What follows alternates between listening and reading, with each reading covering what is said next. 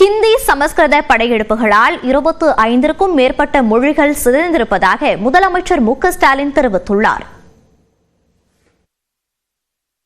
ஹிந்தி என்ற முகமூடிக்கு பின்னால் சமஸ்கிருதத்தின் முகம் இருப்பதாக முதலமைச்சர் மு.க.ஸ்டாலின் விமர்சித்துள்ளார். ஹிந்தி திணிப்புக்கு எதிராக திமுகவின் அதிகாரப்பூர்வ நாளேடான முரசொலியில் கட்சி தொண்டர்களுக்கு முதலமைச்சர் மு.க.ஸ்டாலின் 3வது மடல் எழுதியுள்ளார். அதில் ஹிந்தி மொழியாலோ அதனை முன்னிறுத்தி மறைமுகமாக திணிக்க நினைக்கும் சமஸ்கிருதத்தாலோ தமிழை ஒருபோதும் அழிக்க முடியாது என்று முதலமைச்சர் குறிப்பிட்டுள்ளார்.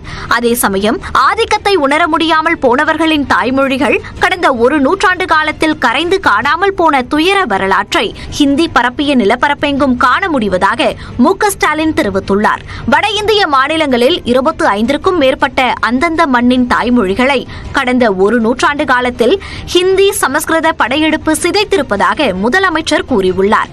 தமிழ்நாடு மும்மொழி கொள்கையை ஏற்றுக்கொண்டால் சமஸ்கிருதமயமாக்கும் திட்டம்தான் எதிர்காலத்தில் நிறைவேற்றப்படும் என்றும் மு.க.ஸ்டாலின் சுட்டிக்காட்டியுள்ளார்.